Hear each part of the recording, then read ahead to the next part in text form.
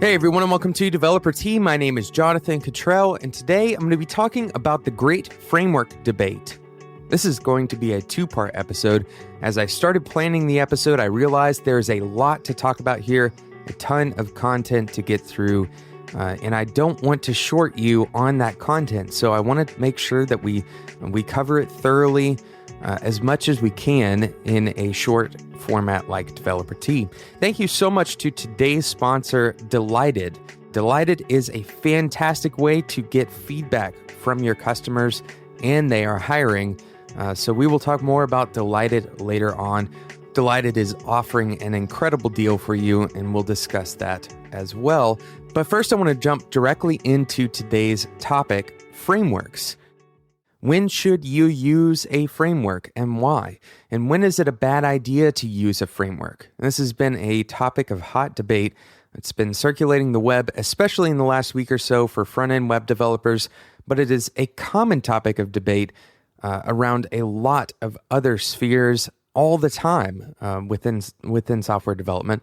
And there are a lot of great opinions on the subject. I will try to include some good write-ups in the show notes. But today I'm going to share my opinion, and this will span into the next episode as well, because the subject isn't simple. It's not cut and dry. There is no single answer to this question. So I really want to dive in and talk about what we mean when we say framework, and then give you some ideas for how to make those decisions. First, let's define what a framework is, because I think for the sake of discussion today, we want to go a bit beyond the strict definition of a framework.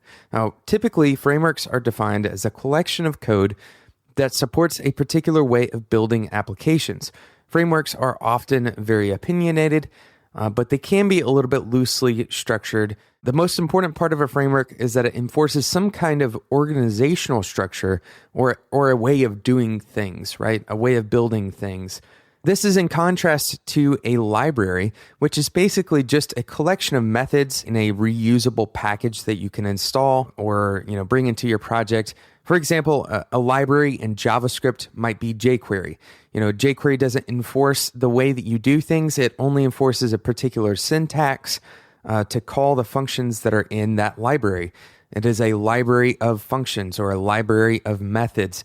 And perhaps a library of classes, whereas a framework might be something more like Ember. If you are familiar with Ember, you know that Ember basically wants you to do everything in your whole application a particular way. Now, the lines are not always perfectly clear. For example, staying in the JavaScript world, React can be considered both a library and a framework, depending on how you choose to use it. So for today's discussion, we'll consider both frameworks and libraries relevant to this discussion, because ultimately what we're talking about here is abstractions or sets of methods that you and other developers can rely on, but that you don't build yourself. And typically, these libraries, frameworks are available in some sort of open source format or in a community developed format.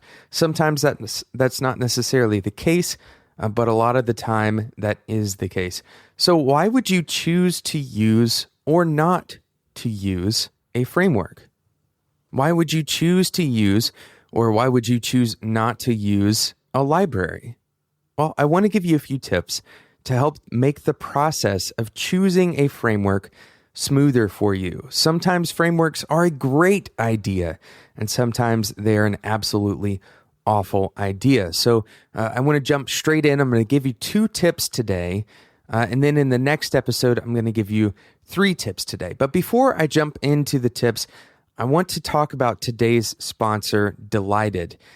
Delighted is the fastest and easiest way to gather actionable feedback from your customers. They have a super simple and elegant way to get feedback via email. So no long surveys. It's just a simple 1-question survey that's delivered directly to the user's email. 1-question surveys have far more engagement than long multi-question surveys. It offers a real-time dashboard where you can see all of your customer feedback. You can filter the data. And ultimately, you build insights to understand the trends and understand where to improve. Of course, Delighted has also built a Slack integration so you can see real-time customer feedback directly in the tools you already use. Now, let's say you have your own application and you want to be able to automatically send requests for feedback at just the right moment. Well, Delighted has built a REST API just for that reason.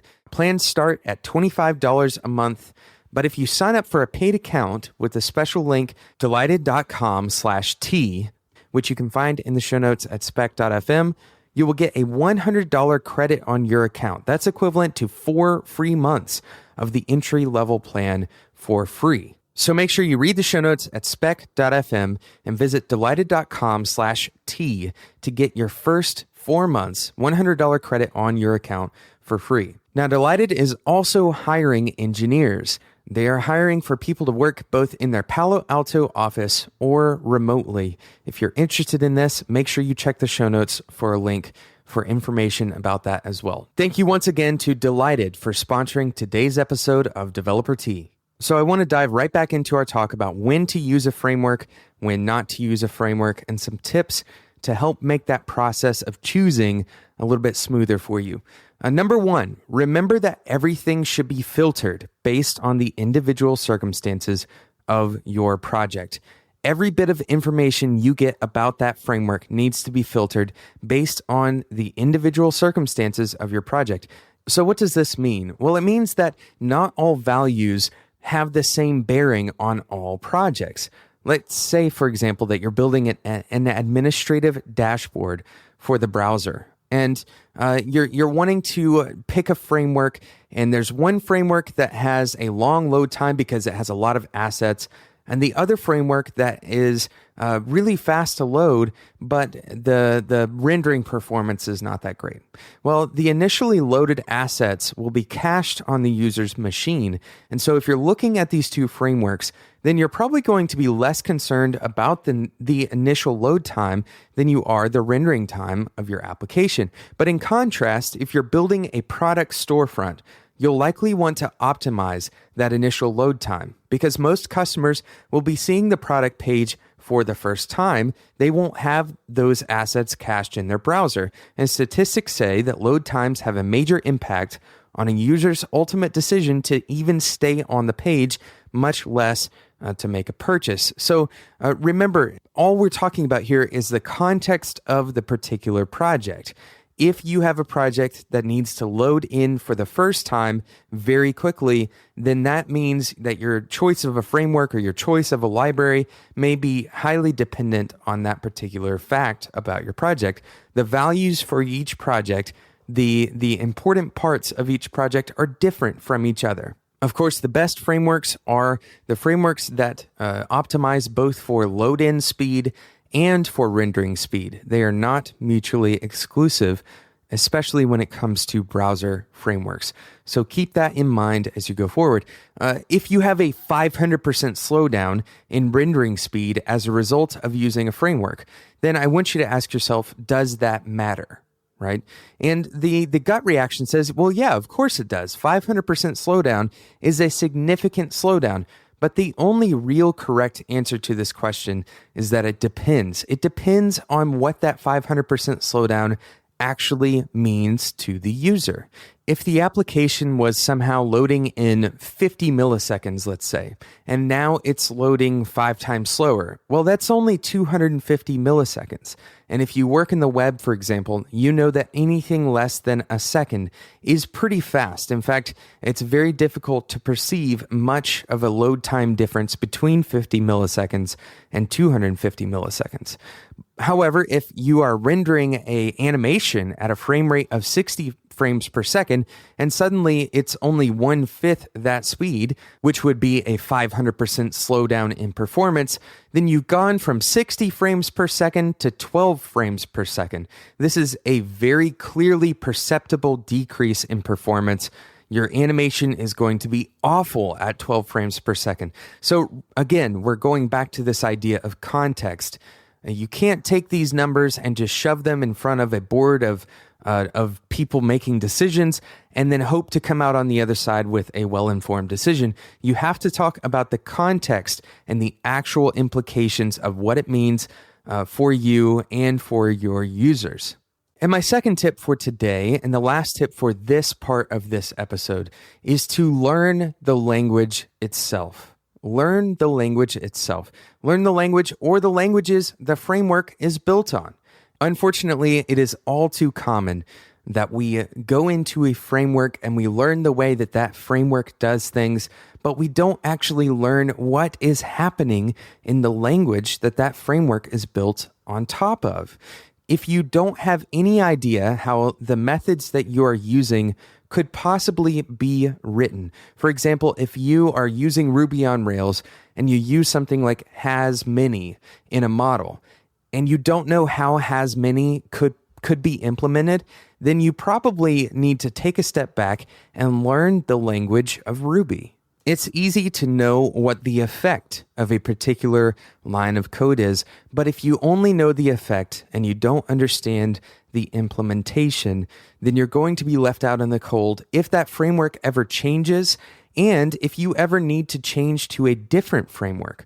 If you write code only because of its convention, or because it comes from documentation, or you read it on a Stack Overflow post, or if you're reading error reports and you don't understand them until you Google them, if you have to Google something before you have any idea what it means, then you probably don't understand the syntax of the language that you've learned, and you haven't really learned that language. If you don't master the language, you are only mastering the framework.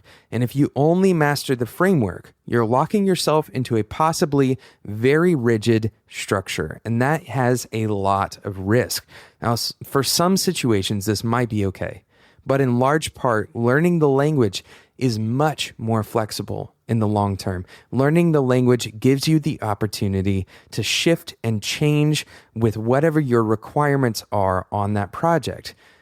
So a good practice here is to start by looking at the code that you're writing inside of the framework and ask yourself how you would implement that code yourself. How would you go about creating the methods that are underlying those particular pieces of the code that you're writing that are based on that framework? If you can't answer that question, then go and take a look at the source code of the framework. We'll talk about this more on the next episode of Developer Tea, but if you don't understand what the source code is of the framework that you're using, then you probably are using it without fully understanding the cost. And we're going to talk a lot about cost in the next episode of Developer Tea. Thank you so much for listening to today's episode. I hope that you are enjoying Developer Tea. Thank you to Delighted. If you are a product owner or if you're a developer, check out Delighted. They have a fantastic service for gathering user feedback and viewing that feedback, getting data exports from that feedback, and actually creating insights from objective feedback rather than subjective opinions. So go and check it out, delighted.com/tea. Thank you again to Delighted for sponsoring today's episode. And thank you for listening to Developer Tea. If you want to make sure that you don't miss out on the second part of this episode or any other episodes in the future, make sure you subscribe in whatever podcasting app you choose to use. Thank you again for listening. Make sure you leave a review on iTunes if you are enjoying the show. That is by far the best way to help other people just like you find Developer Tea. Thank you so much again, and until next time, enjoy your tea.